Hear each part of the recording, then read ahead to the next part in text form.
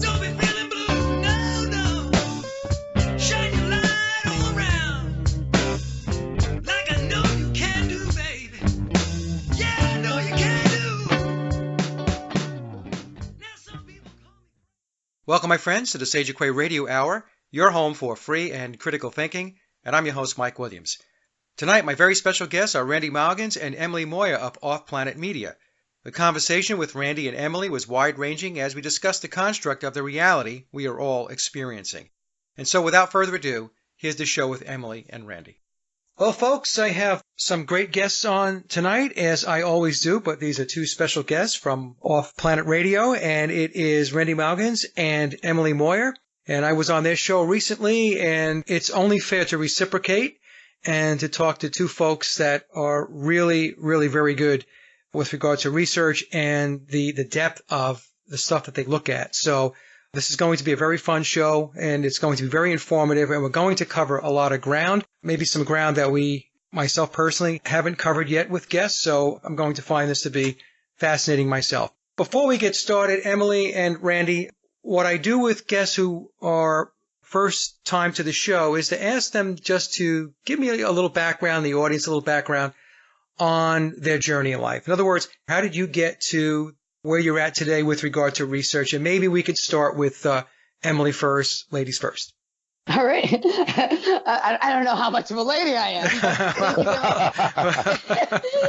Right? I've been accused of acting unladylike a few times. First of all, Mike, thanks for having us. It's great to be here. We really like you. We enjoyed the show we did with you. And as I get busier and busier, I have less and less time to watch stuff, but I still really enjoy listening to your shows. You have some really interesting stuff. Thank you. And I always enjoy them. So thank you for your contribution. And so my journey is, it's interesting because my journey to get to where I am actually very much involves Randy, even though we have only been working together for a couple of years. And for me, my journey pretty much, I grew up here in Los Angeles with a very early start in the entertainment business and then in gymnastics, and was very dedicated to gymnastics for most of my life. And when that ended, I found myself very attracted to the underground dance music scene and began to have an awakening when things in my life started to kind of fall apart. And part of that awakening was the recognition of some mind control and things that had gone on in my life, and how all three of those things, the entertainment industry, gymnastics, and underground dance music, were actually perfect vectors for this, other layer of experiences and control to sort of enter and be disguised as something else. And, so in my search to find information at first, and then my search to find answers about myself, one of the most important places I landed was at Off Planet Radio as a listener. I followed searching for information on Duncan O'Finian, who was, when I heard his story, it touched something inside of me that was a little more than, oh, this is an interesting story, or, oh, this is a crazy story. It was, oh yeah, I forgot about that. Let's try to ignore it until we can't anymore. And then let's, you have to kind of follow it to see where it goes. And I landed somehow on Off Planet Radio, which was then called Exotica, and found that Randy's interviews with Duncan were the most interesting, and began to sort of unravel something for myself. And then I started listening to everything that he had done, and some of the stuff at first didn't feel like it related to me. Other stuff very much did. But Randy and I were sort of energetically intertwined long before we ever actually met and spoke. And when we did, it, I think fairly quickly became obvious to both of us that this was the path that we were supposed to be on, was to be working together.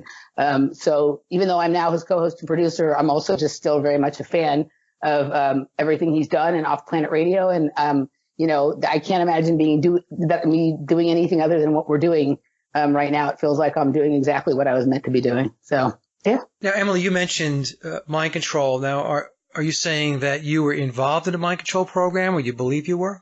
Yeah. So, what started to happen for me is, my life fell apart in my early 30s in spectacular fashion, from somebody who had always been, relatively successful and good at things, even though I had a lot of inner turmoil.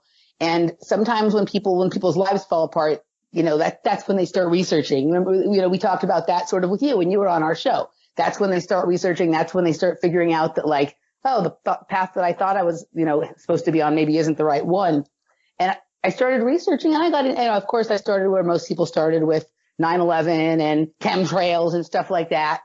And all those things mattered to me. But when I stumbled upon the MK Ultra thing, both simultaneously in my own research and in a class I happened to be taking when I had gone back to school for a bit, where it came up as a tangential subject. The class was about the sociology of drug use. There was like a ring, something, it jarred something loose for me that was not, oh, that's nuts. Why would the government be doing it? It was more like, oh yeah, I forgot about that. Or like, why does this sound familiar, but they're describing it, but they're not exactly describing what I think it really is. And I researched for a long time, and I just couldn't let that one go. Like I could sort of let the others, not that all these things are important to us, but the other ones weren't affecting me in such it wasn't causing like a level of, I don't even know what the word is. Like it was a simultaneous feeling of knowing there was something more related to it for me, and also wanting to be in denial of that. And so it was a long time before I even allowed myself to consider that maybe part of the reason that I was so driven to look at this was because there was something there that I was connected to.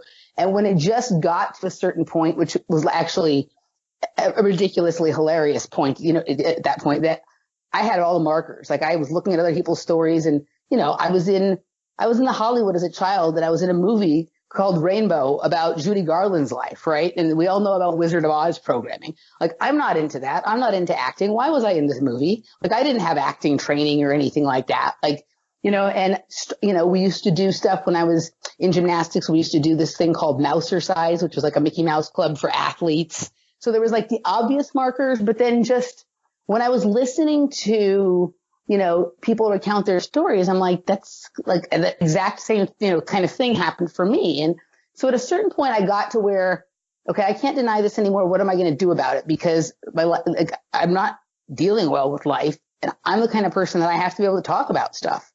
And, if I'm going to make it, because I was in a really dark point in my life, if I'm going to make it, I'm going to have to be able to talk about it. How am I going to do that? And I had to really find a way to pull myself together so that I could start talking about it. And one of the things I noticed, so I was, it was a little bit torturesome at first, but once I started talking about it, things started to come together for me in a way that they hadn't before, which to me was the best evidence that I was right about it. And fairly early on in my sort of speaking out about it, actually, through your show, I heard Elisa E. talking about some stuff that I had never shared with anybody. And it was, I'd heard her once before in something else and been like, oh, yeah, this is interesting. It's, it resonates with me a lot, but I wasn't quite ready yet. And then a little later, I heard her on your show. And actually, I reached out to you and you connected. I don't know if you remember that, but you connected, she and I. And when I've read her books and listened to some of her stories, and my stuff is not in any way as horrific as hers, but there was enough similar and common experiences that was really the first point where I was like, this is undeniable. It's undeniable now. Like I can't, although I was talking about it before then, sometimes I was even worried. And I think a lot of us who speak out at all are worried that, like, what if I'm wrong? Like, what if I just made this all up in my own head or whatever? But when the amount of almost exact same things and experiences that I'd had, and even certain kinds of, exact programmings and things like that, I was like, that was almost the hardest point for me. Reading her book was terrifying for me. I had to keep a trash can by my bed because I was throwing up from when I was reading her book. And anybody who's read her book knows it's horrifying, but I've read a lot of dark stuff. I've read a lot of other people's stories. The physical reaction that I was having to this, was both terrifying because I didn't want to believe some of these things were true, but also in some ways confirmation that I was on sort of the right path and to keep going with this. And my life was a disaster 3 years ago. And as I've spoken about this and worked through my issues as they come up, my life is better now than it ever has been. And it's not perfect, but it's better because I've been able to talk about stuff and find that I'm not alone in this. I get lots of letters and notes and messages from other people who are like, I never heard anyone describe it the way you did. And I was always embarrassed to say that happened to me. A lot of these come from middle-aged or older women, older than me, who have been holding on to secrets their whole life that they never wanted to say because it sounded crazy. And I'm fortunately blessed with the I don't really care what anybody thinks of me thing. So I'll say some things that other people won't say and not be worried about what anybody thinks about me. And people, they might not want to say it out loud themselves to other people, but they've confessed it to me. And so, that I've been able to help myself and maybe, help some other people a little bit along the way has been very rewarding. And, on that chance that, I sometimes wonder, I've had this conversation with other people who've been through it before, that what if we're all wrong? Like, what is this? Like, what if we're all wrong and it's like a psychological operation on us? Even if that's the case, then that's still something. Whether, you know what I mean? Like, that's still something that is what is going on here because, I'm a normal person. I go to work every day. I work hard. I exercise I run 35 miles a week. I go to gymnastics meets. I watch tennis on TV. I have friends and a family. And I was in total turmoil before. And as I've worked through this, and I've worked through it on my own and with other people who've been around me who've been very helpful to me, including people like Randy and Elisa and whatever. And also I'm one of the few who's been fortunate enough to have a reasonably positive therapy experience. And I think some of that comes from the fact that I had a therapist that I'd been working with for various things since I was younger, and we'd never been able to work through my issues. And when I finally came to her with this, and I thought she was going to think I was crazy. She didn't. And actually, she's been very supportive and, expressed to me that this is, of all the things that we've been through, this is the thing that makes the most sense because all of the other issues would be like I'd work through them and then two more would pop up in their place and, on and on and on because they weren't the real issue. And when we got to this issue, I've been able to work through things in a different way. And, so it's been sometimes it's hard. And sometimes it's really frustrating and upsetting and difficult, but it's also been extremely rewarding to reclaim my mind and to, be able to talk about it and have people listen and share the experience with other people in a way that they can appreciate. And that has been helpful for me as well. Okay. That's quite a story, Emily. And actually, now that you mention it, I do remember your email coming in and wanting to connect with Elisa. I do now. And I didn't know that was you. Yeah. But now I do. So, yeah. And Randy, how about yourself? Were you born a researcher? No, no, I was created as a researcher, which Emily will get that. But the answer is that there's a lot of reasons why people do what they do and why we wind up with these platforms to talk about things that clearly the mainstream media, which is so cliched and tired, will not address. And I discovered that I do what I do as self-discovery and as self-disclosure and as a means of pushing into uncomfortable areas and areas of, frankly, some things so dark that I've done shows where I've almost melted down while I'm doing them. But I started in this leg of the journey begins in 2003 when I went on shortwave radio out of a broadcast group in Oregon. I did a show called The Threshing Floor from 2003 to right around the end of 2011. That was a Christian show. It was based around extensive research into Christianity and biblical prophecy and end times and all of the, crash and burn wild stuff that modern day Christianity goes into.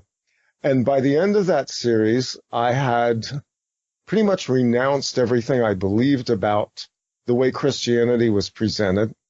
I had pretty much dumped my religion. I had become a Gnostic and also realized that there was something else I needed to deal with.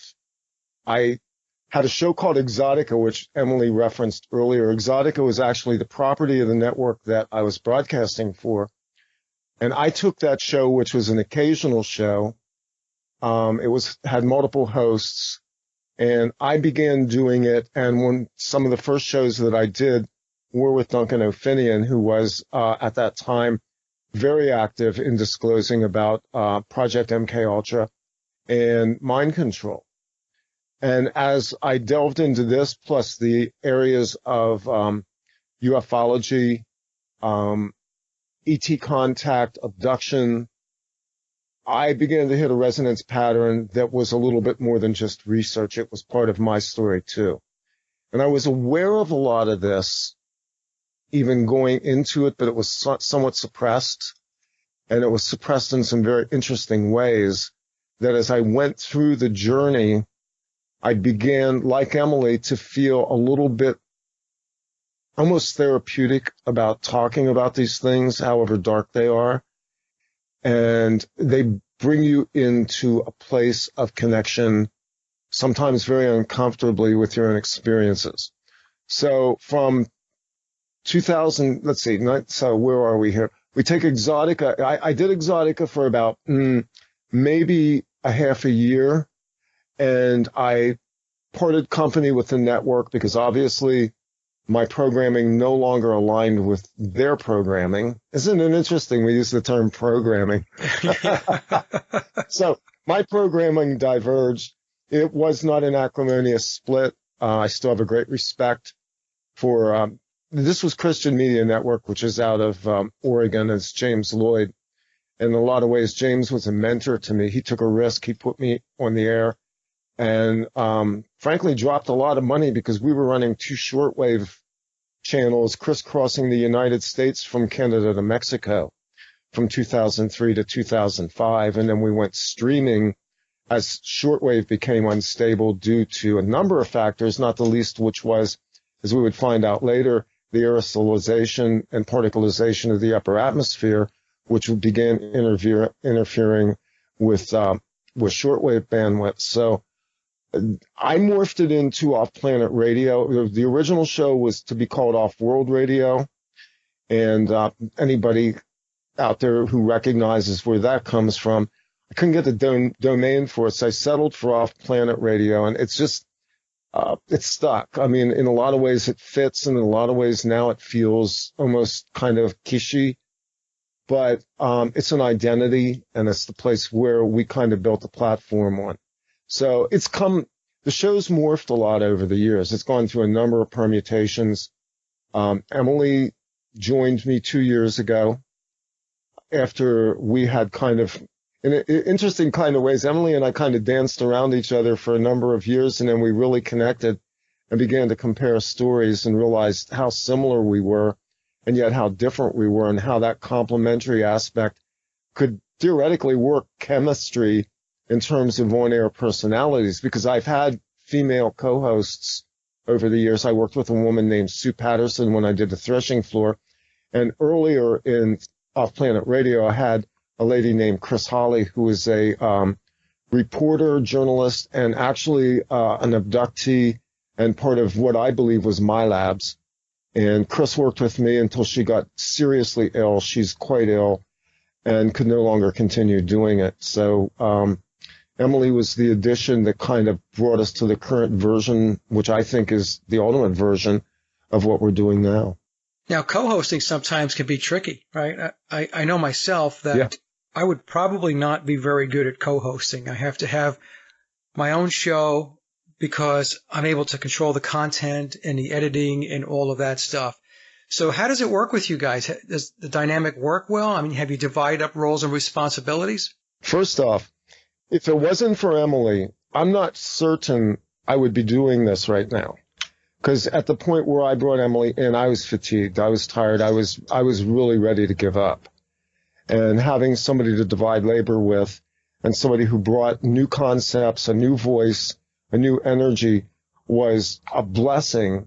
And it also reinvigorated me and gave me a new sense of purpose and mission to do this. Yeah, because it's a lot of work. I was talking about this with Freeman. The show just went up today, and you know, a lot of the discussion was around the fact that to put these shows together, it takes a lot of work, and it's a lot of energy, and it's time consuming, and I think a lot of people are not really understanding of that. you do get to points where sometimes you think to yourself, oh, is this more work than it's really worth after a while? And then you start having the thoughts about whether, you're really reaching anybody or if you're talking to yourself, But it's good if you guys can work it out, and it seems like you have. And like you said, Randy, bringing somebody else in that basically can reignite that flame, that spark, that's a good thing. Well, one of the aspects is that, Emily, we kind of shore up each other's strengths and weaknesses, and there's not a lot of weaknesses. We're very different people. We have very different energies, and we approach things very differently, but our goals are the same. And I think we almost speak with one voice in terms of the message that we put out. Creatively, I have done a lot over the last 15 years. I mean, we're now talking, this is 2018. I've been doing this since 2003. I've worked in multiple media formats. I've been on networks. I've done live shows. I've done podcasts. I've had a chance to feel my way around it from just about every level. And as you pointed out, this is a lot of work. To put a show up, to have some level of professionalism means that somebody's got to be the video editor. Somebody's got to do the audio editing, the audio engineering, put the nuts and bolts together. And that's me. That's what I do.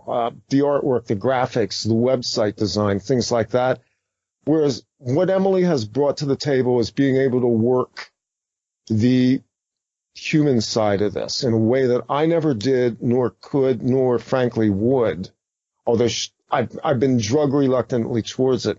Being able to connect with people is really, really something that's very important. And she's extremely good at this. She's gifted at it. And she kind of humanizes my aspect, which is basically to keep people at an arm's length. And I don't say that because I don't like people. I say it because I'm basically an introvert, an extreme introvert. And people don't get that. They go, but you do radio, you do TV, you do public speaking. And I'm like, there's a compartmentalization that goes on with, and I think this is true with a lot of us that do this type of media.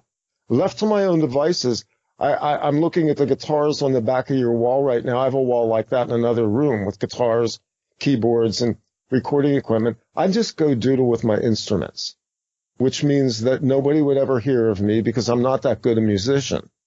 But doing this, we create something very unique with our voices and our minds, and having somebody to work with me at this point was really a blessing. That's interesting that you should say that, Randy, because I'm also introverted myself, and people don't get that. No. So when it comes up, they say the same thing to me, but you do a radio show and write music. So how could you possibly be introverted? And, it takes effort to do it. It doesn't come naturally to me. I actually have to make, an effort to put myself out there and to think about how I'm going to present and how I'm going to approach things. Because like you, left to my own devices, I will be back here playing music and doing something else, and I will be perfectly happy and satisfied to do that. But there is an inner calling that I know that I have that continues to surface. So every time I want to take a step back and say, well, you know what? I think I'm going to give this a break and I'm going to go do this. This inner sense within me comes through and says, right? It says, hold on a second. You can still do that, but you still have to do this. You can't not do this now. Right. You see, right. And that's the thing that a lot of people don't understand. Because of some health issues, took a break in 2013 for nearly 6 months.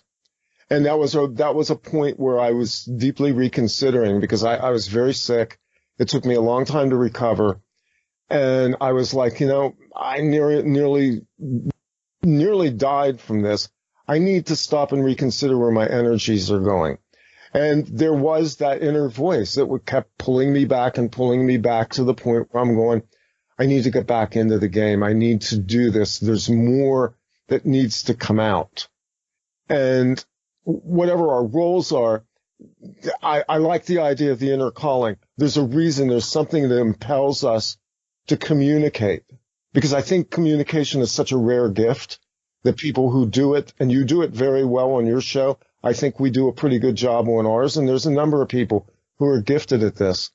These are things that are life missions, and they feel like they're like ancillary to our, what we call our normal life, our work jobs, our hobbies, our avocations. But in fact, this probably is the top level thing that we do. Everything else is designed to kind of position us in a place to speak into the public consciousness, whether you have a YouTube channel with 200 listeners or you have 250,000 listeners and viewers. You are permeating the fabric of human consciousness by speaking and activating energies into it, of bringing forward consciousness and ideas and aspects that need to be communicated. Now, you guys get into some very, very heavy topics, and a lot of channels they don't get into. It's not knocking them. It's just that it's not their forte, and it's not places where they go, but you guys go there, and which I think is fantastic, because I like that too. I love to dig into areas where it is extremely intriguing, and you have to process through and try to connect dots, and some of it, as you mentioned, Emily, it can get dark. And Randy, you said the same thing. It can get dark, and you do. I guess there's a certain makeup of a person that understands that where I'm going, that rabbit hole could be very deep and very dark, but I'm going to go there anyway because I want to know and I want to understand. So one of the things I wanted to jump into here is artificial intelligence, because that's one of those areas where people talk about it, but they talk about it at a very superficial level, in my view, many times. And I'm not talking about everybody, but many times it doesn't really get below the surface. I'd like to get your perspectives on artificial intelligence and what is it exactly? I mean, what do you think it is? Is it here today? And what does it look like potentially as we move forward into the future? You want me to go first, Randy, or you want to just, okay, I'll go first. Emily, so first go of all, ahead. I just want to throw in there that I will not be impressed with artificial intelligence until not only is it washing my dishes, but putting them away in their proper places. Because I hate putting the dishes away, right? So that's when I'll be impressed with it. So I was just thinking as you were saying that on some level, all intelligence is artificial, because intelligence is something learned, right? And a lot of things that are learned are coming from a teacher or a history book or whatever. And that can all be programmed or revised or whatever, which is different than your own internal knowingness. Now, I'm not saying that because I think we should not act to gather intelligence and become more, I'm not saying that, but there is a difference between something learned and something known, right? Something learned can be kind of something but on a certain level, all intelligence can be artificial. I think artificial intelligence, as we think about it, on a certain level has always been here. And this ties into some things, concerning like simulation theory, or are we in some kind of containment system?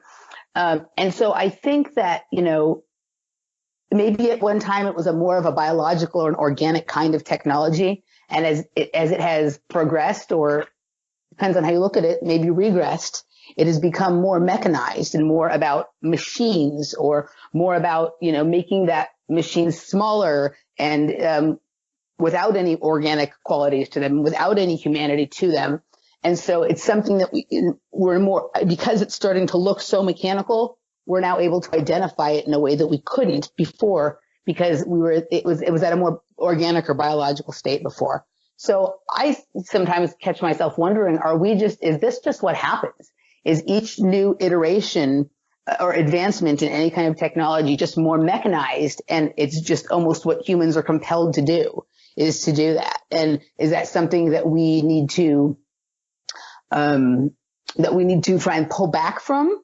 Or is it something that we just need to have a certain level of understanding of and awareness about, so that we don't let certain aspects of our most inner selves become intertwined with it?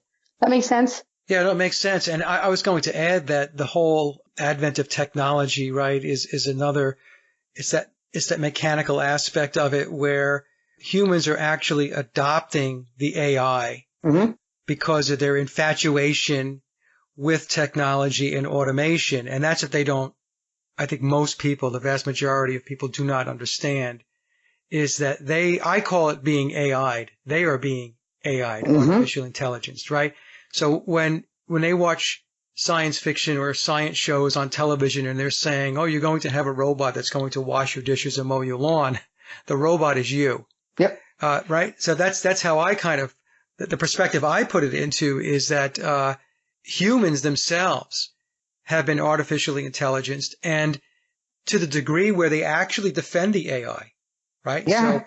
So when you question certain things like the business that we're in, we question a lot of stuff. So if you go to the average person and you start to ask them questions, or you engage in a conversation with them and they hear something that they don't like or they don't agree with, or something that basically makes them short circuit, they become very defensive. They can become very belligerent. To me, that's basically defending the artificial intelligence, right? It's try to keep the status quo. Even in the process of this, let's go back one more step and I was trying to find a online dictionary, but my browser froze up, so we won't go there. We've got to define what we think intelligence is, and why is there this cultural worship of this thing called intelligence? One of the earliest touchstones that I had into how intelligence agency operations conducted Project Talent, which goes back to the mid to late 1950s and was actually the gateway into Project MK Ultra and other ancillary projects, of which there are documentably hundreds of sub-projects and probably thousands beyond that, was the use of intelligence quotient testing, IQ, in public education.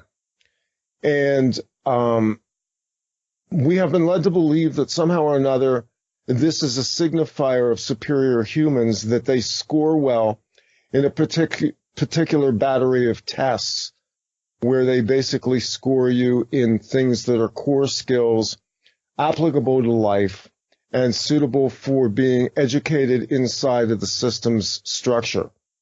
So those who do well with an IQ test are then rated and placed and selected and processed in the human machine we call the education system. Interestingly enough, almost everybody that I have ever talked to about induction into covert programs has indicated that they had extraordinary testing done on them, one of which was always geared towards IQ and placement in terms of intellectual capacity and abilities that relate to the strata, the spectrum of what we call intelligence. In fact, what they were also doing was they were also profiling for things that weren't intelligence at all, but were actually extraordinary in the sense of what they were looking for in terms of paranormal and extrasensory type skills as well. But back to the issue at hand, this whole IQ spectrum has led us to believe that somehow we need to constantly scale our, quote, intelligence, our capabilities, and the way to do that is through outside means.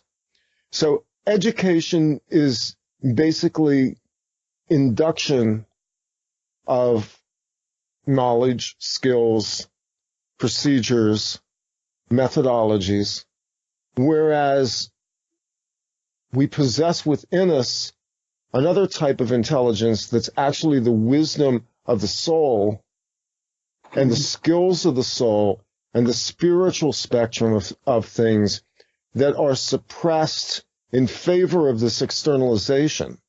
Does that make sense to you? Yes, no, it makes perfect sense. Okay. I think you did a better job of saying what I was trying to say when I said all intelligence is sort of artificial. It is artificial. No, you said it beautifully. You said it perfectly. Yeah. I probably used way too many words to get there, but I wanted people to understand this is not a natural process. This is not who you are. It's your, quote, intelligence score. And Emily knows this because we've talked a lot. I tested extremely high. I had this verified by a friend of mine it was my best friend until age 11. We went to school together. We were best friends. And both of us scored in the 170s of IQ. Now, please. Nerd.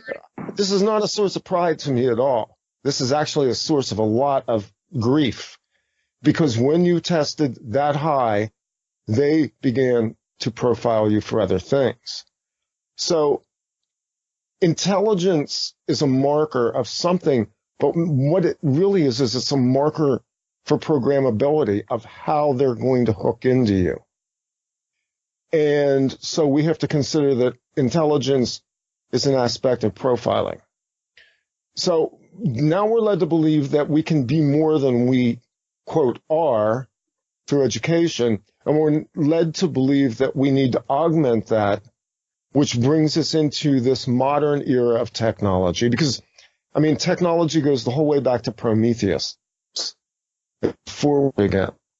The Industrial Revolution was simply the first wave of mass technocracy that gave us a system that ran for about 200 years. And now we're in the next phase. We're actually at the end of the technological era. You can read Zbigniew Brzezinski on that, because he wrote extensively about this era. And so we're kind of at the place where now it's going to morph a little bit, but we're also at the place where technology is no longer externalized, but now is being introduced into an internalized system where we are beginning to wear, put things in our body, conduct things through our body, and have our environment around us operating on a technological spectrum. So, in effect, what's happening is that this whole technological era, which has been machine-based, is now going stealth, and we are being pulled into the machine. The machine is no longer external. It is internalizing us, the human. So where do you think that goes into the future, Randy or Emily? So we are swimming in technology, right? Physically, mentally, it's just, we are submerged in it. Is it a grand experiment?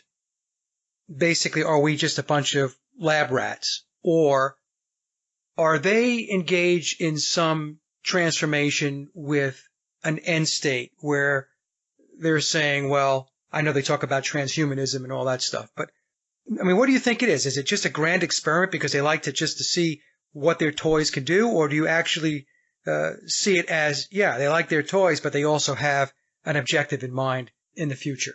I'll go first on this. So the way I see this, and the way I have seen it for years, I worked in the tech field, especially back in the 90s. I'm a database programmer. I have IT background. I did training at corporate levels for Microsoft products. I worked for a company that did Microsoft certified training. I also marketed technology through a company that's now gone called Minolta, which marketed, among cameras and copiers and other things, was marketing the first generation of digital scanners that were used to archive hard copy materials from the bookshelves and the microfiche cabinets onto the internet. The initiative to put all public information onto the internet, which began in the Clinton administration. So I have enough background and enough depth in technology. I know how it works. I've built machines. I've built networks to know that this technology was arcing towards something much bigger. And my God, I just forgot the question. What was it? Well, the question was, are they applying the technology as essentially as an experiment because we're lab rats, or do they actually have an end state objective in mind? Yeah. In other words, the technology is being used to transform from point A to point B. Yeah, Brzezinski broke this out in the technocratic era. Largely, it was to create a technocracy. This goes back before this, during the Industrial Revolution. They were dreaming of this. They were dreaming of the day when they would get this technology. The Fabians, the early societies in England, which ultimately manifested in Tavistock, were already envisioning the level of technology we would have now. And this actually goes back even further. It goes back to the court of Queen Elizabeth I and Francis Bacon and the New Atlantis, which in very colorful language portrays the technocratic era as well. This isn't new technology. None of this is new. It's very well known and very well understood what the applications of these technologies are and what the development arc of it is, because it's been done before and it was envisioned largely for this time. These are things that you have to look at it from the standpoint of how societies and cultures and civilizations are planned, because all civilizations are planned. That's not natural either. And nothing that we live in is really natural. This is a conversation I just had with my wife tonight when I was going on this tangent. But there's nothing natural about, we're organized around principles that are larger than ourselves, that are on a magnitude of scale that are inhuman.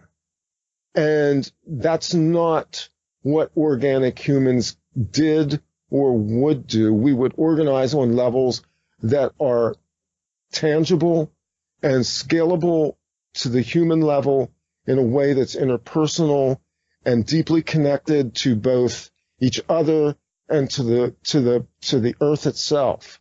And so everything about what they have planned is basically designed to alienate us from our natural states as human beings, as dwellers on this earth, as beautiful, creative, soul-breathed beings with a mission, and to take us into a machine age where we simply become nothing more than computational units on a supergrid. So, pretty freaking dark, eh? Yeah, no, it is dark, and the question always becomes, so why even keep people around? I mean, what at the end of the day, what's the purpose of having humans? They don't have a choice. This is the war. This is the war of consciousness. This is what this is. However you view, now I have to say that my background as an apocalyptic Christian served me well in understanding a lot of this stuff. Yeah. There's something to be said for the ancient writings in that they were spelling something out. Do I believe that all of those were like written by God and are hardwired and this is like prophecy and it's going to happen? No. But what I will say is that there is an outline of history there that goes back hundreds of thousands of years to other civilizations on this world, and that largely what we are doing is we are reenacting the final stage of what has been a battle of the ages of the human soul consciousness versus the archontic machine AI. Okay, so when we talk about the archons now, so I was glad you went there. So your view, and Emily, of course you can chime in here, is the view here that humanity is being controlled and manipulated by off-world entities? So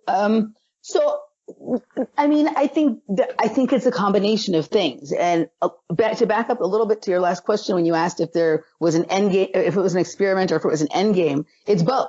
There's an end game, but they can't force to get there. They can't get there on their own.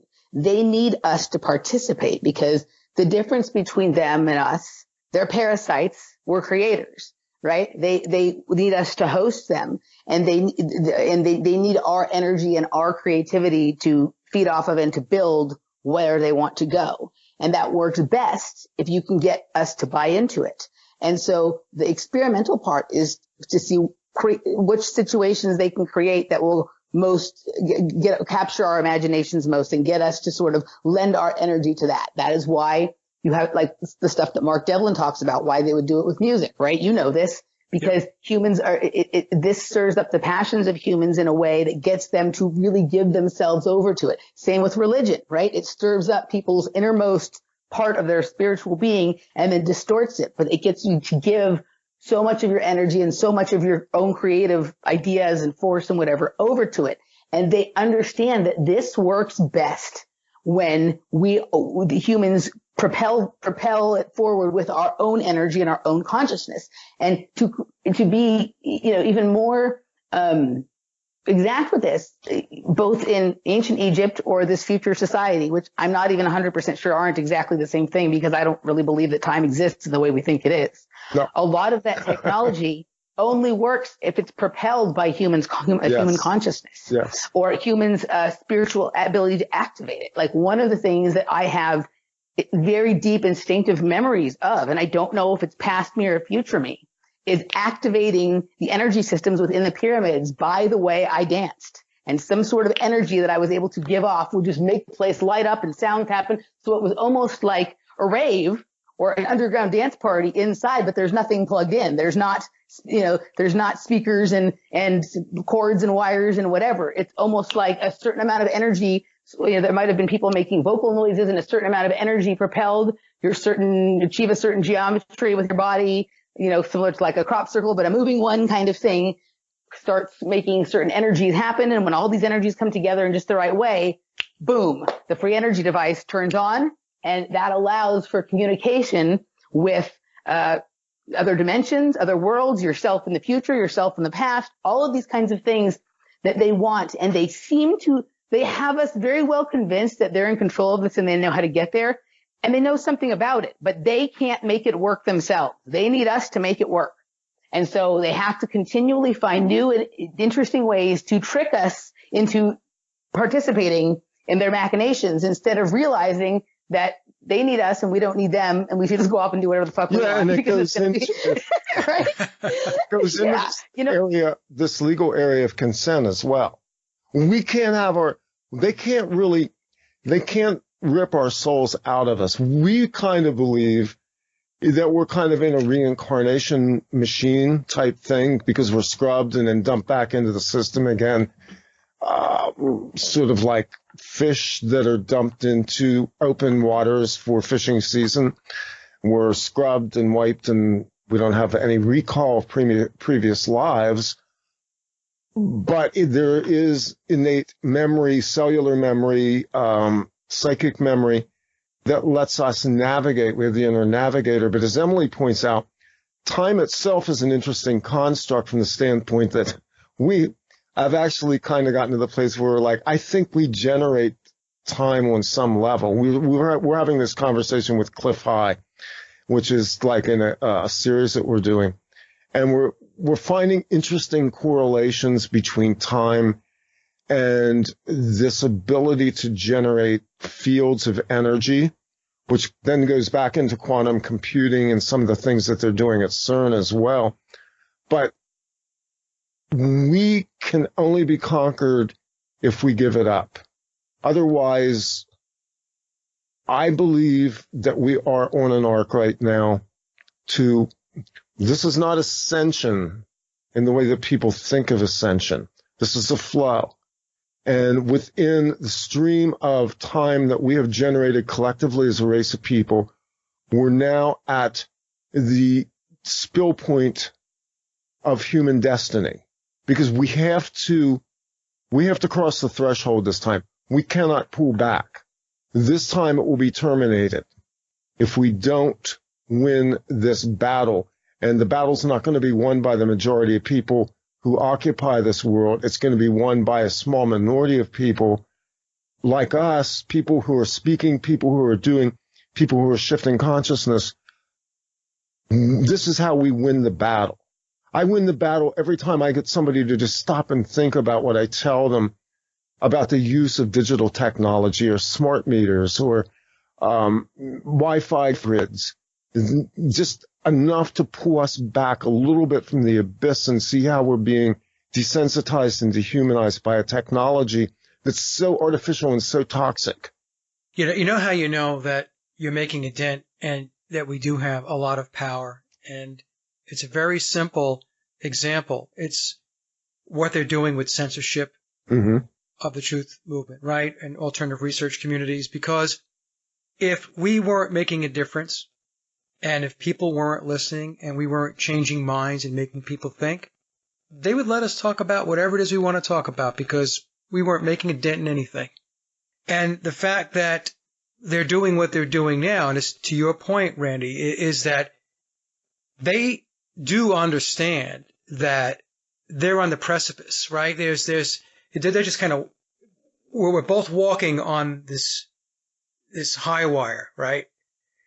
One of us is going to fall off, right? Yep. And I think that their particular situation is more precarious in a way than ours, because they have to work, not that we don't have to work hard, we have to work hard too, but think about everything they have put in place in the controlling apparatus and the controlling mechanism to try to keep this contained, to keep humanity contained, right?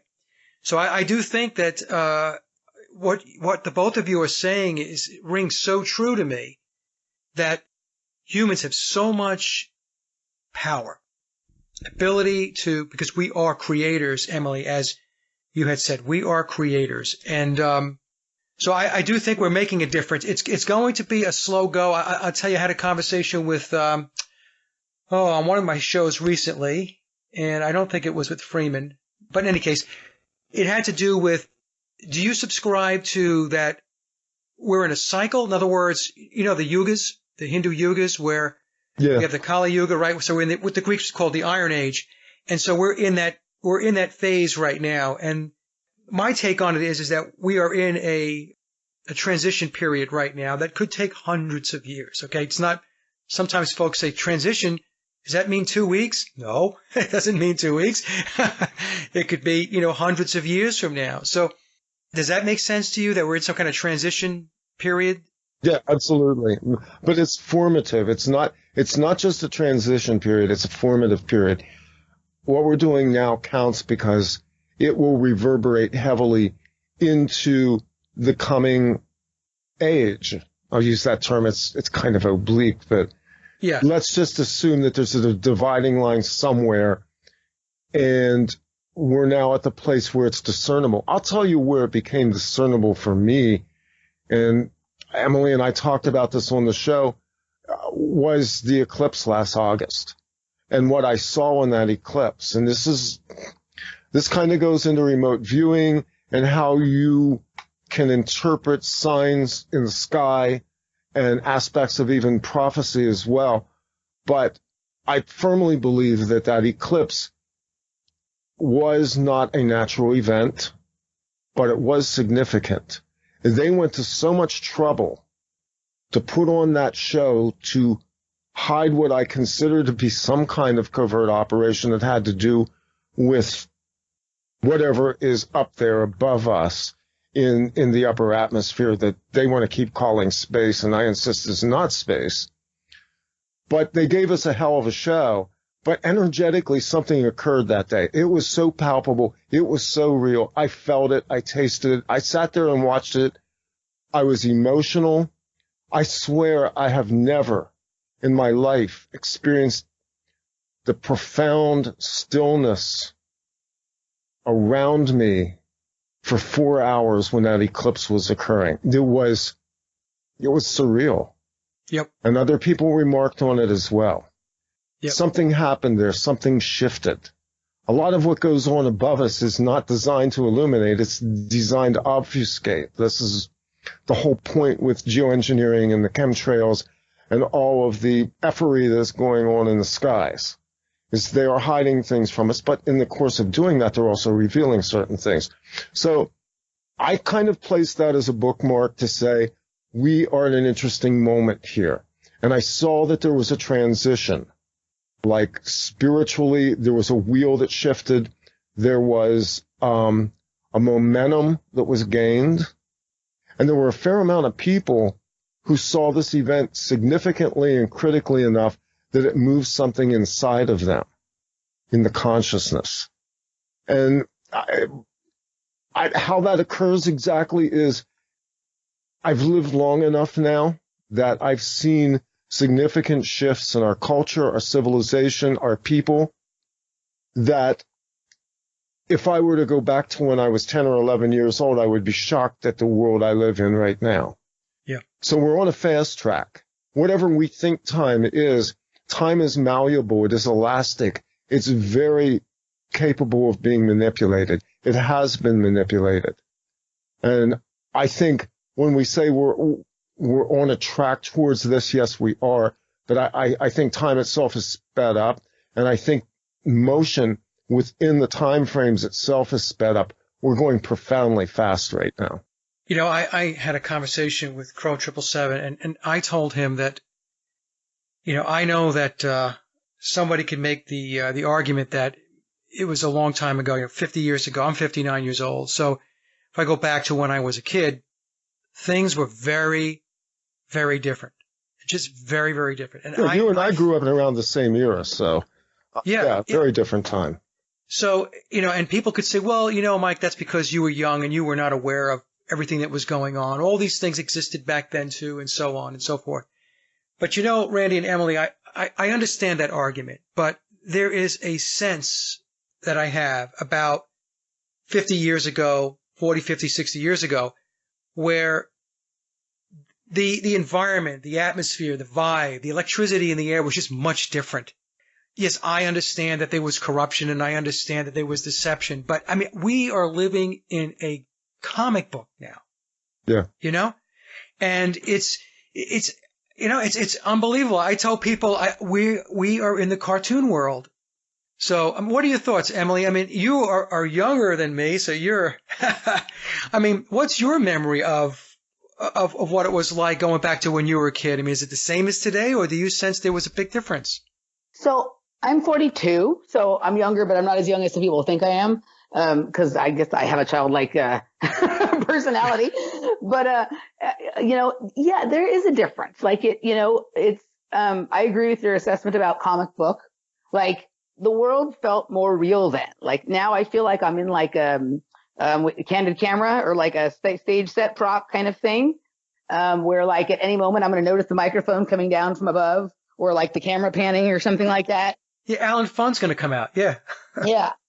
You know, and so, I mean, I think there's some technological explanations for this, like some work from things like Alana Freeland does or whatever with ionization of the atmosphere and electrifying and, you know, of our environment.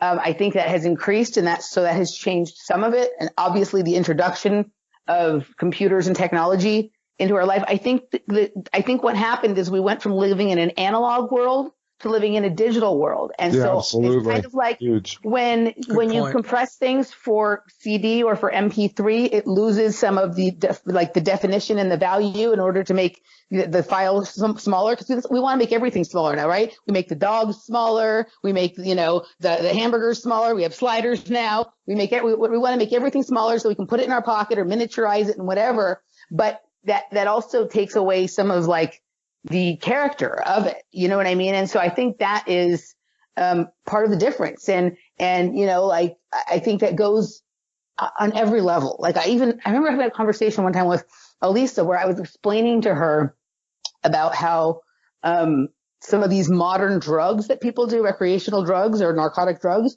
are digital as opposed to analog. Like the old school marijuana and even like opium and heroin and cocaine that were around then were a more analog kind of drug, whereas things like crystal meth, LSD, MDMA, they have a digital quality to them. Like the experience on them has a technological feel to it, right? So everything about the past really 25 to 30 years has been the pixelation, digitalization, and smallification of reality on a certain level, right? Even when we look at the phones, like people are perfectly happy now to watch Netflix on their phone. Think about how small their reality is.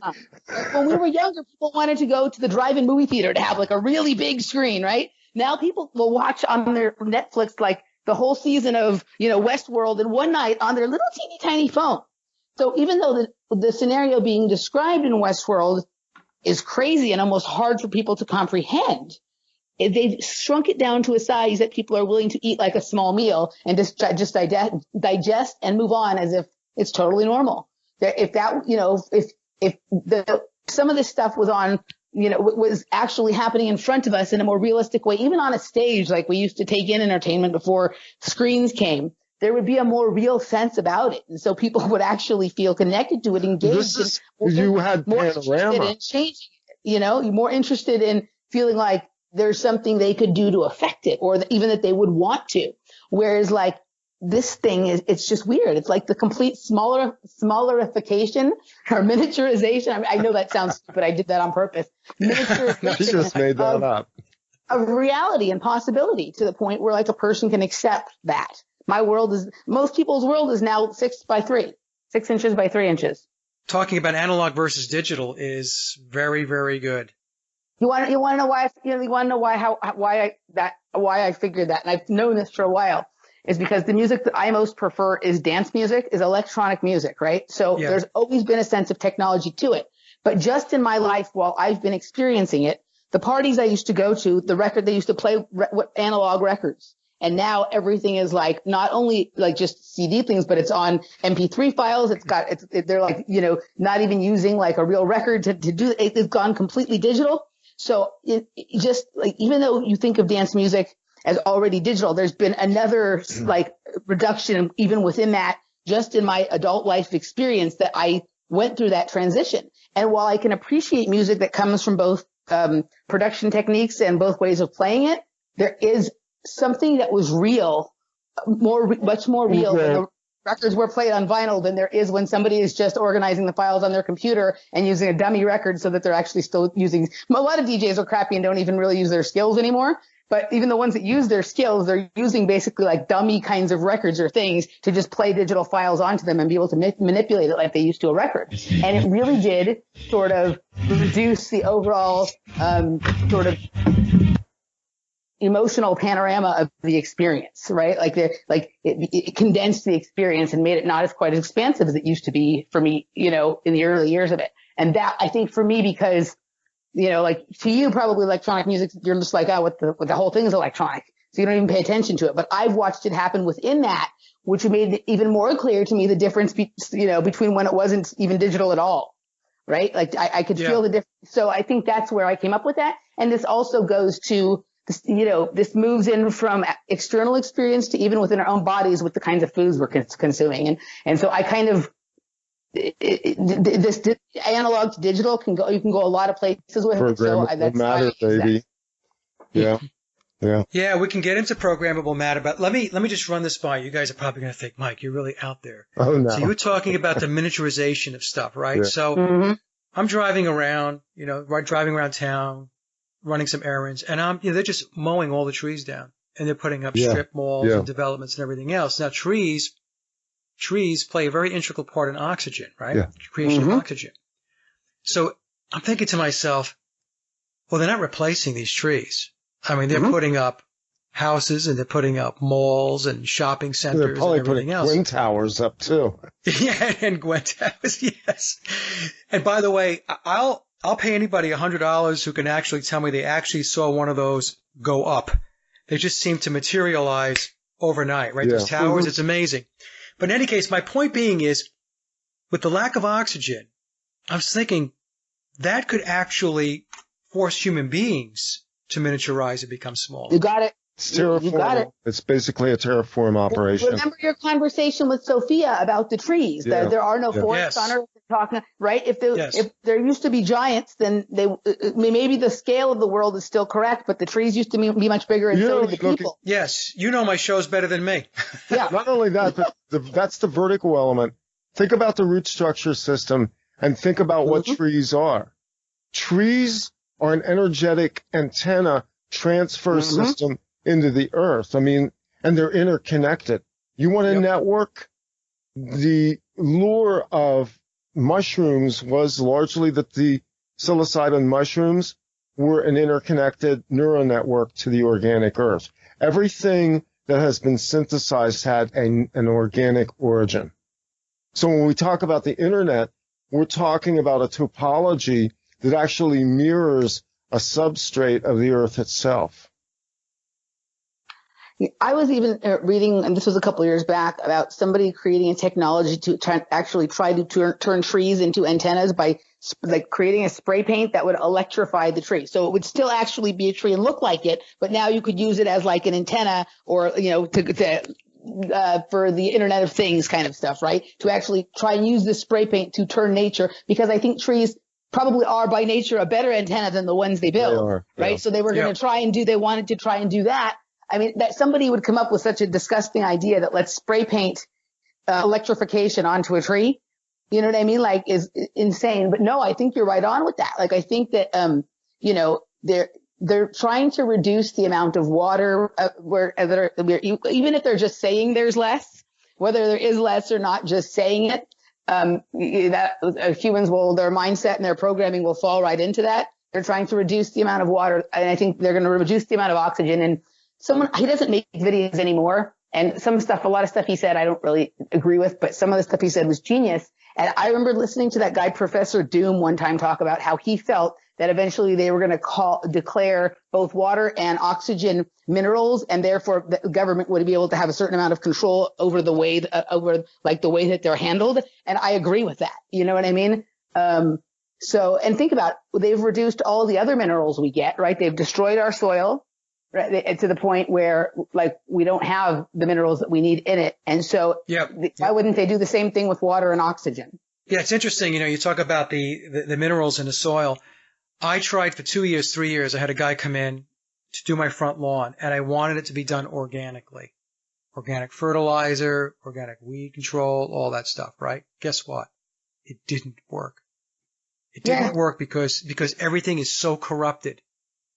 But as soon as they start putting their chemicals on the lawn, boom, your grass pops up. It's green, right? No weeds. But if you try to do something organically, it's becoming more and more difficult because they have contaminated the well. Well, because the fertilizer is programmable matter, and they can then program the grass to grow. Yeah, so maybe we should just talk about the programmable matter. No, let's talk about it because that just occurred to me just now. I just completely made that up right now. But that was a great segue. So we know that you're a host, see, because you segued right into it. She did. She's the disc jockey of ideas. That was a cool mix. All right, Emily. So let's talk about programmable matter. So, I mean, there's people who talk about programmable matter in a lot more technological kind of way than I do, but I'm going to take it down to the most simple thing. If we're either some kind of organic technology, which I think we are, or we're being turned into technology through the things they're spraying in the ground and the kinds, and chemtrails and nanobots and Morgellons, well, there has to be some way of programming that. And I kind of, through a series of ideas that I kind of went through, landed on the idea that sugar is programmable matter. And they've been increasing the amount of sugar in our diets as the amount of minerals that we are able to consume reduces. And the sugar, I don't know if it's intention or just they were able to manipulate a situation that they created for some other reason, but sugar has all of the same properties as both crystals and computer chips. It's crystalline, it's cubic, it can hold information, and it's addictive. And so, I mean, all you have to do, there's a video we posted on our Facebook page of a kid consuming his first sugar soda pop, and then literally watch the kid change. And within minutes, he's saying, I feel like there are demons coming out of my hands. He'd never had soda pop before. His mother wouldn't allow it. His dad gave it to him. The kid drinks a sip. He goes, oh my God, this is so good. Do you see the demons coming out of my hands? Right there, right? Which I had been waiting for confirmation, and there it pretty much came. But I mean, if you really think about it, even if you go, I'm not a biblical scholar like Randy. I've never read the Bible. I know a few things, but I know that they ate the apple in the garden and then shit started to fall after that. Shit started to go all wrong after that, right? So what if the introduction to the human diet of sugar was what started our fall from spiritual all-knowing beings to dumb mind-controlled zombies that can be programmed all the time because they have sugar in their body? And if you start looking at some of the things that are starting to be talked about in terms of technology, you hear them talk about time crystals, right? Well, sugar is crystalline and it's always in our body. What if the thing that's making us susceptible to time is too much available sugar in the body, right? Creating crystalline structures in our body. Sophia talks about the piezoelectric system in our body, right? What if we have false ones being created by sugar, right? Have you ever watched what happens? Like if you mix sugar and water, like you're going to start to burn it down, like to make a flan shell or something like that. And then you stop and it just sort of crystallizes there, but it doesn't go all the way to becoming hard. And it just, this weird crystalline structure sort of appears and whatnot. It's the same way that like crystals look inside. Crystals have been famous for being the sort of original organic technology. And it's the way computer chips, they have all these like little, time crystals and stuff in them. what if sugar is the time crystal of the body? In fact, I've gone as far as saying, what if what 5G is really a coded symbol for that we can basically control and program you if you have more than 5 grams of available sugar in your body. Now, I don't say this to like send people into a terror tailspin like that they can never ever eat anything sugar again, right? But I'll say this. My mind control issues, my programming really started to break down when I went on a diet for Candida that included eliminating all sugar from my diet. And stuff that had just been suspicion before became obviously true during when I was cleaning my diet up. And Candida is very closely related to, in my opinion, and there's, I think, plenty of facts to back this up, to Morgellons, because the same environment in the body is optimal for both things to grow and flourish and flesh. I actually think that like a lot of the Morgellon stuff is almost like a synthetic technological like version of Candida. And what Candida is yeast overgrowth that turns into fungus and then pokes holes in your gut lining and in structures in your body and allows parasites in, right? So yeast and fungus are basically communication systems. Those communication systems need information. What do yeast and fungus thrive on? Sugar. Sugar is a programmable matter for the information system in our bodies, whether that be an organic one, which Candida seems to be, but even when you're healthy, you have some in your body. It's when it gets out of control that they seems to be bad. But is Candida possibly like an early form of organic technology that was sort of introduced to humans at a certain point when sugars started to come into our body? I don't know. It's become very clear to me from where this has led me that I need to really increase my scientific technical knowledge of nutrition. And so I'm actually going to be starting holistic nutrition school in the next few weeks so that I can really start to dismantle this, because I would love to, if I can be helpful in this way, become sort of the dietitian for our community and start to help people in our community experience with, can we make ourselves not programmable by what we put into our body? I think a lot of us are already doing that on a certain level just because we realize certain things in the diet are bad, but can we really figure out how this works? And it came up in our series with Cliff on Time, he not knowing that I had this series of videos already. I'm four videos into a series on sugar as programmable matter that I do with Kara St. Louis. Yeah. He came and said, basically, well, when things started to change was in the industrial age with the introduction of coffee and sugar. So caffeine and sugar. And I said, oh, that's funny. And I told him my theory. And at first he was like, and he still sticks to this on a certain level, I don't like that terminology for it because I'm a computer programmer and that, I think of it that way. But he's had to kind of admit that I don't like the term, but there is something to that. Look at two current trends in the health in the food stratum. Number one is the rise of these energy drinks like Red Bull, things. I don't know. I've never had an energy drink, but I sipped one time and it was disgusting. It was so sweet and it was thick and I didn't like it. So we have the rise of these high energy drinks, which when you walk into like a convenience store or bodega or wherever you go to buy lottery tickets or something, they have gigantic lighted displays with all these energy drinks there. It's obvious they're flying off the shelves. And I know people that live on them. I know guys, especially, like guys that are on the road or people that are doing like long shift work, they're running off this stuff. And then the introduction of high fructose corn syrup into the food supply in a very stealth way, because, you were led to believe, oh, this is just another form of sugar. Well, it's another form of sugar that's been basically industrially manufactured more like a petroleum product than anything we recognize as a food product. And the level of glucose within it is like terminal compared to like normal white sugar. So we see the introduction of these products. Which is bad enough on its own. So we see the introduction of two hallmark products, both of them very high-moving food trends that indicate they are introducing hyper levels of sugars into our food supply, in addition to the fact that that sugar is in nearly everything that's processed in the food industry. It's everywhere. Sugar and salt, two dominant things that they have to put into food to make it taste like anything. Yeah. Go ahead, Emily.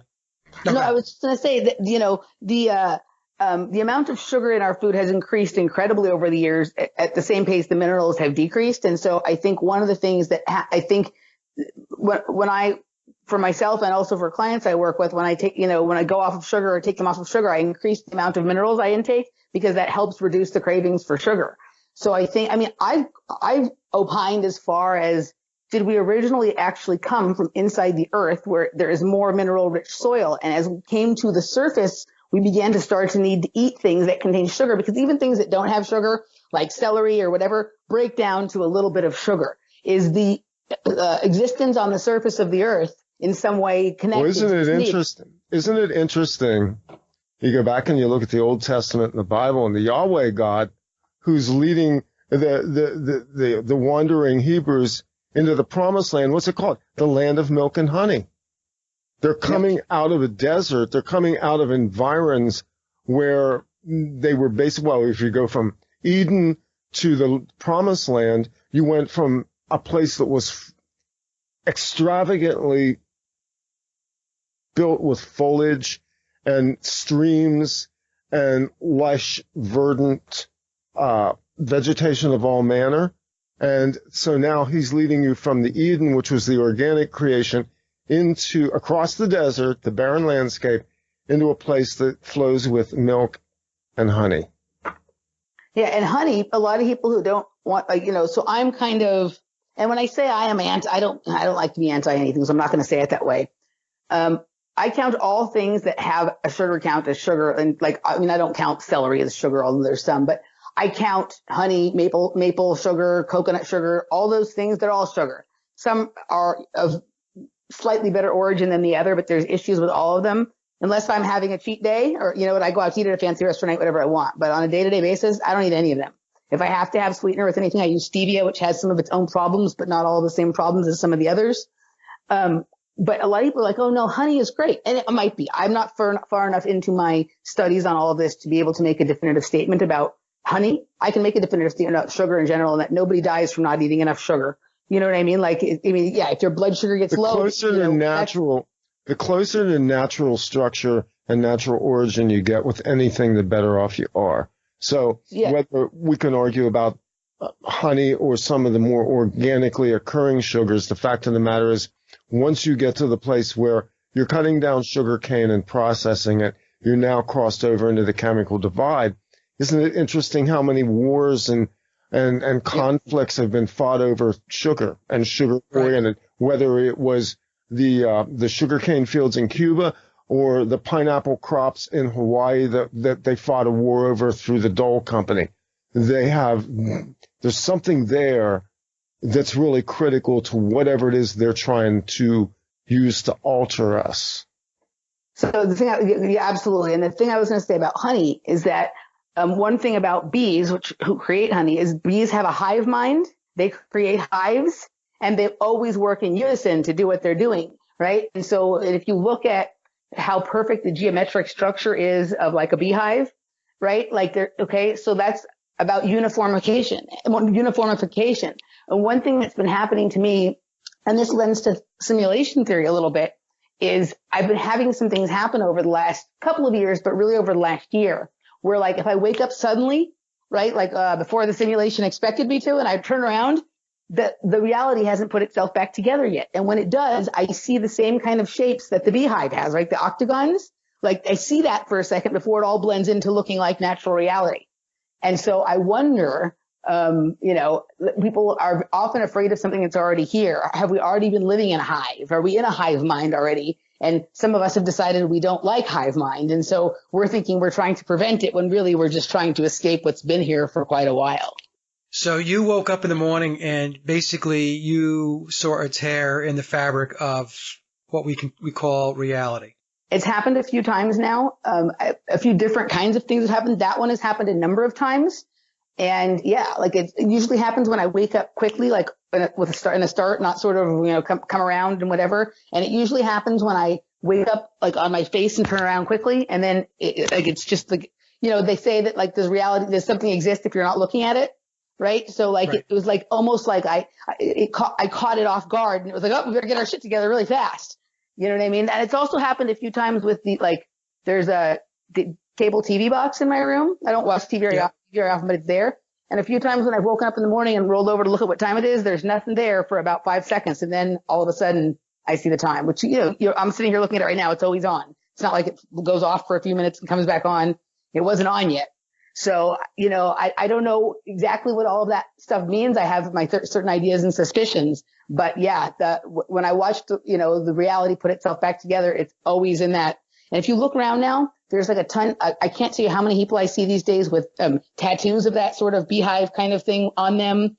I see it everywhere. It's I remember when I was exercising on my exercise trail, and I was doing sit-ups, and I had my eyes closed, and I tend to see a lot of visions on the back of my eyes, and I saw that, and I realized when you do know that there's one on the outro to our own videos every week. There's one on the outro to our video. But when I got up from doing sit-ups, I realized we're going to do mind control too. The reason why Emily, I'm very inquisitive about this is because my daughter, she's grown now, but she's very awake, and I remember her telling me a couple of months ago. She said, "Dad, I saw a tear in the fabric of reality," and she says, it was a split second. She says, "But I got a peek of what was behind the curtain." Yep. Mm-hmm. And I've had experiences myself because ever since I was a kid, I don't want to say I suffered, but I experienced sleep paralysis. Oh, me too. Me too. Totally. We should do a show about it sometime. Yeah. And within sleep paralysis, I've told people, you are someplace else. I'm sorry. Mm-hmm. Okay. Yep. You're someplace else. It may look like and very similar to where you think you are. Mm-hmm. And sometimes you're not where you think you are. Things could be very different, right? So that's a very strange experience. But you're saying what you said about basically seeing behind the curtain, Emily, just struck me. It's exactly what my daughter. If people pay attention, this is an exercise in consciousness, to be mindful of what is around you and connect to the organic as much as possible. I've had experiences where I'm out in nature and I've seen the matrix glitch, much like what you've experienced, what Emily's experienced. To me, it's more like a pixelization that occurs, and it's like out of the corner of your eye, which goes into a whole other thing that we've talked about as well, because the third eye isn't what most people think it is. But if you can train your eyes to begin to pick up that peripheral vision, you'll notice every once in a while it glitches. Have you ever, I used to do this when I was little all the time. I would do it in the shower sometimes, or just in bed when I was bored. And I still do it sometimes when I rub my eyes. But if you rub your eyes for a little bit, what you see on the back of your eyes starts to be very digital looking and pixelated and whatever. And this is one of the things that has led me to believe that we are in some kind of we are in something. We are in some kind of simulation, and we're just starting to be whereas before we could only see it with our eyes closed on a certain level. Now people like us are starting to become aware of it, and we're catching it. And if, I don't know what this means for us, but I think understanding how it works is really, really important. And this goes into things with our diet, and also even goes into something like cryptocurrency, right? I don't think the point for us of cryptocurrency is to make money. That's what I think they're trying to distract people with that.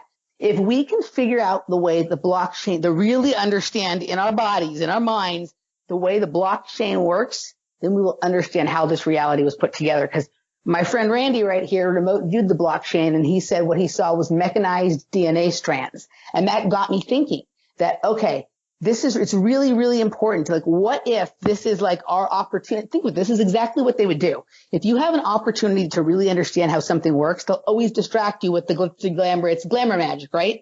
So making a lot of money really quickly, people are not looking at the metaphysics of it. The metaphysics of cryptocurrency and the blockchain could be the way that we can understand exactly what we're in.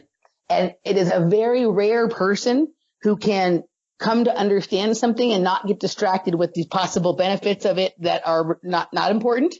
And so that's, I think, one of the things that we are sort of tasked with doing is observing this. And if you choose to participate, I'm not even sure participation is important or not, but if you participate, do so for the express purpose of understanding how it works. Don't get caught up in the money aspect of it, right?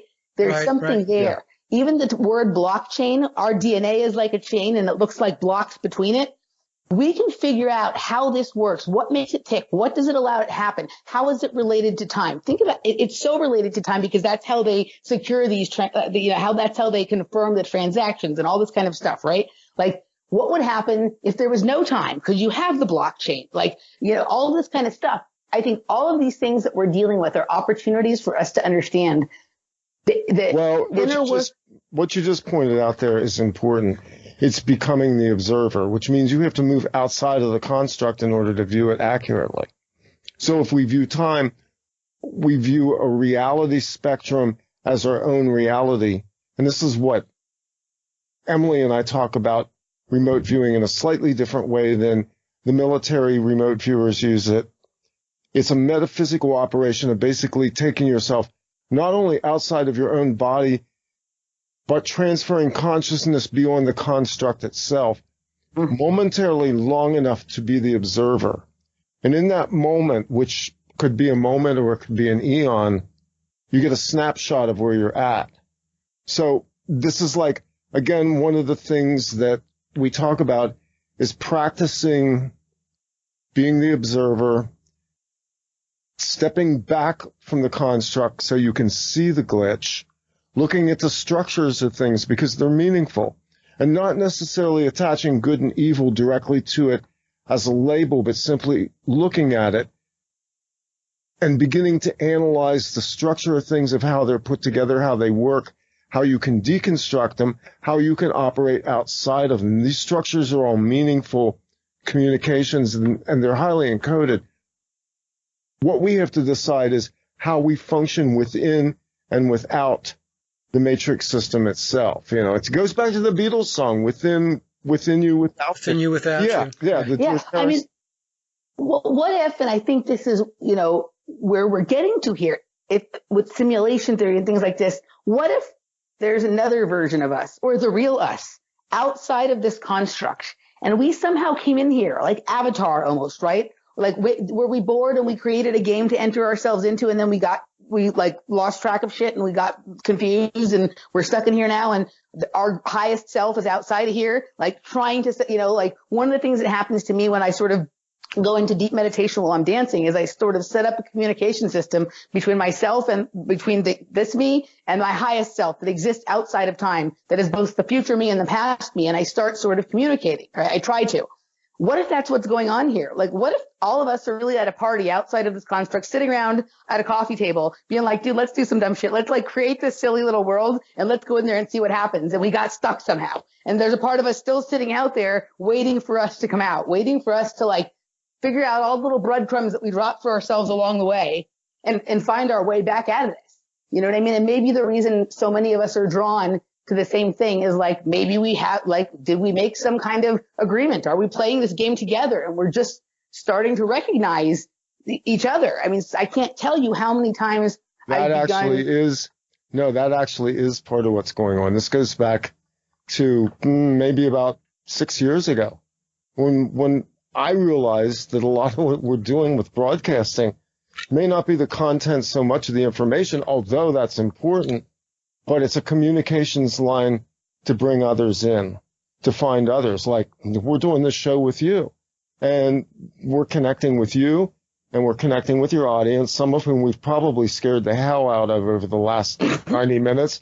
But we are actually trying to find the others, because the others are this group, this small group, that are actually the active assets in this consciousness war that we're engaged in.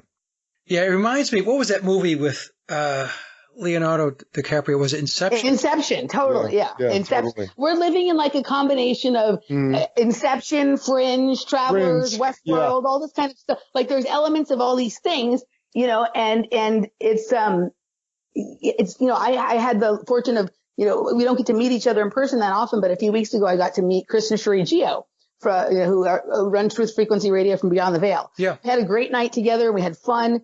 And when we're driving back to the hotel, Chris just all of a sudden blurts out, Emily, I feel like you're my sister. And that's what it felt like to me too. It feels like we've known each other for hundreds of years, not just like literally. I've done a few shows with them. They've been on our show once. We chat on Skype once in a while, but the way we were vibing off each other in person and the way just we were so locked in with each other, this was no way this was our first like hangout session. It was crazy.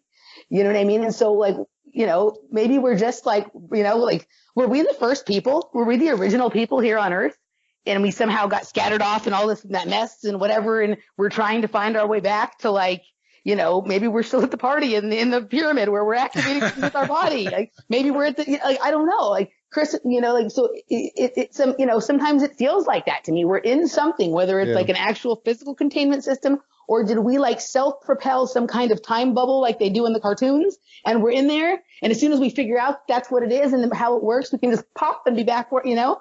And then comes the question is, do we actually want to do that? Or are we really entertained and enjoying what's going on in here because we're doing this? And as much as like we are, you know, engaged in this sort of fight against something or whatever, like I can't tell you how much really deep satisfaction and just really interesting stuff has come from all of these conversations we have with each other. Like this is what makes life worth living. And if we didn't have this to do, it sucks that it has to be about all this crappy stuff and whatever. But I mean, these bonds that we're making and these conversations we're having, and I don't know about you, Mike, but I reach out and I talk to a lot of our listeners. I really do. I try to talk to as many people as I can, and it's awesome. It's so awesome. And it sucks that sometimes they come to me because they'll reach out to me because they're having a health problem or whatever. Like it sucks that that's the reason we're doing that. But what comes from it is amazing.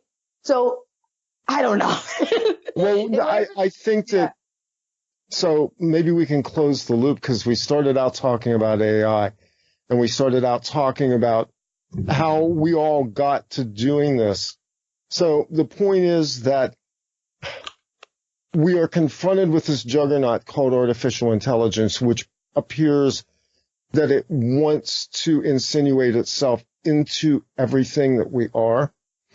But I'm going to be in Copenhagen this September to present a talk on AI. And I'll just tell you the takeaway right now because it's not a secret. We're here because we are. And we connect because we are connected. And we are rewiring the human neural network on the fly at the very moment that they're trying to launch an AI assault against us. Again, it's the war of consciousness. The way we win the war is we connect with each other and we become real. We get real about this. We get angry. We get sad. We're depressed. We cry. We laugh. We tell jokes. We do silly shit because that's what humans do. There isn't an algorithm they'll ever figure out that will be able to predict exactly how we're going to act. And it is exactly that unpredictability. It's the saving grace for humans. Yeah, I tell folks that are our colleagues and that we're all working together. It's like finding your tribe, you know? Yeah, right. Exactly. At one point, you know, you're standing out there by yourself. People think you're kooky and crazy, and you start to, you know, even question yourself about the things that you're looking into and stuff like that, right? Yep. And then all of a sudden, what happens is you start to manifest other people into your life that start to validate that you're not crazy, okay? That the things that you're looking into and the things that you're researching are things that need to be looked into and things that need to be researched, okay? Because the things that we're looking into, that is not the cartoon world. You know, I've been very grateful, Emily and Randy, for I've been doing the radio show for 4 years, the blog longer, but the radio show for a little over 4 years now. And very grateful for, one, all of my guests that I've had on the show. Just very, very smart people and really good people. And also the listeners, the audience. And like you, Emily, you know, I'm very accessible to folks that listen to the show. They email me, and I really do try to write back to everybody. You do. I can attest to the fact that you write, but you get back within a very reasonable amount of time. Yeah. It might take me a couple of days because there's a lot of stuff that comes through and stuff like that. But the reason why it's important, if you do this work, I believe that you also reciprocate and you do respond is because those people are part of the tribe. Mm-hmm. You see? And because they don't have a radio show doesn't mean that they're not doing important work or they don't have something important to say, because they could be talking to family members and friends and so on and sharing information, sharing your shows, my shows, whatever, So it's really, I don't know. It's a crazy, crazy place. There's no question about it. It's wacky, but it's also a very good time to be here. Yep. We agree. Because the dichotomy, the difference between the craziness and what I believe is what we're bringing in to the picture is sanity. It's very clear for whoever wants to really look at it. If you're really objective, you could see that you've got this and you've got this. And so we're all doing, in my view, very important work. And it is hard work because, it's sometimes, it does get a little heavy, and you've got the controllers trying to pull the plug on us, trying to strip us of our ability to communicate. Have you guys had any problems with, as I'm on the topic, with YouTube or? We're bullies like you, Mike. We're bullies. Yeah, we have. You're bullies? Yeah, are you? We got a bullying strike. My fellow bullies. Yeah, we got our bullying strike, and we got our video about the Parkland shooting thing, taken down. So we moved it over to our website and to Vimeo, and we made a second one that went further into stuff. And we took a totally different angle on it than most people did. I don't know if you've seen the shows we did on it, but we got into some really weird stuff that Randy mostly found, and then we all kind of expounded on, and even, had an interview with our friend who actually used to be a student there at that high school. And it was very interesting, stuff. And that was in the second show. But yeah, no, I mean, one of the things that Randy and I have been talking about for a while, and I was actually thinking about a lot this week, like, I have a tremendous amount of experience in my life from the underground party scene as to how to create underground networks and ways of communicating and ways of making things happen, sort of in plain sight, but nobody can see them or outside of people's view. And I need to bring there is an underground quality to our show and to your show as well. Absolutely. I consider us the underground media, not the alternative media kind of thing. But I think, we need to start, really thinking along those lines that, we need to go underground in an even deeper and different way than we already are. And we need to kind of really start fortifying the networks that can support that so that we all be able to find each other when we're not able to find each other on YouTube. Yeah, one of the things they've done is they've built these platforms like YouTube and Facebook and Twitter. There's nothing so these are platforms that are useful, but nothing is free. And I've actually said this to other broadcasters who have fallen prey to the whims of specifically YouTube in terms of censorship, which you just wake up one day and your channel's gone. It's like somebody overnight audited your site, went 1, 2, 3 strikes, you're out. 300 videos gone, like Vinny Eastwood got taken down twice. So we can use these platforms. We need to be wise about this. We need to have websites. We need to network with each other. We need to share information. I project that we will ultimately be driven to the dark web at some point in order to sustain ourselves. And I've also said, hey, the day's going to come when the only thing we may be able to do is develop the sixth sense and finally start to broadcast telepathically. Because it looks to me like as AI comes in, they are going to lock down their platforms even more to prevent the leakage that comes from inconvenient truthers like us. Yeah. Emily, what are your thoughts? Yeah, no, I mean, I think that's, I think we should all be moving to, use YouTube only as almost like movie trailers, right? We can put like a 2-minute video up that say, we're talking about this over here somewhere else. But yeah, no, I think people need to really take ownership of their material, like not just have all your stuff, your videos backed up on your own computer, MP3, MP4. Don't trust. YouTube is not a storage service. You know what I mean? You're not like, they're perfectly happy to just delete all your shit and they'll keep it for their own copies, for their files, but you can't have it anymore. But I think also one of the things that this time is really, a really important time for is, we all do shows that circle around some similar information, but each of us have a little different take on it.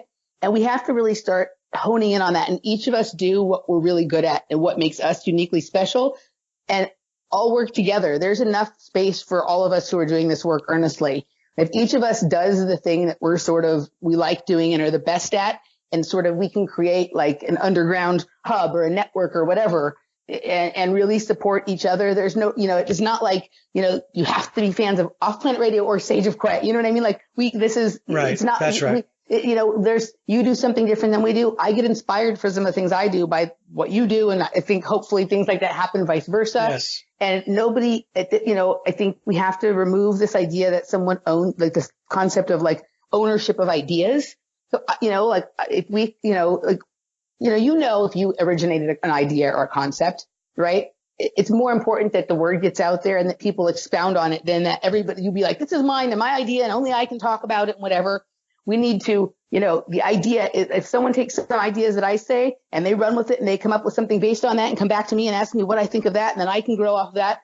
We really have to start expanding our perception of even the information we talk about and stop being, proprietary with this kind of stuff. We have to, they're trying, we're in a race, a consciousness war. And you don't want to be the only one to get there, because it's going to be really boring and lonely if you are the only one that gets there. It's not about being the one. It's not about being the one to figure it out. It's about, if you figure something out, being able to take all your friends with you. You know what I mean? Right. And so, exactly. Yeah. Well, let me just say, this has been really a fantastic discussion. I've had a lot of fun. You guys are really great to talk to. And it was very freewheeling, and it's the type of show that I love. It's just, we can go wherever we want to go, fun. And it was a lot of fun.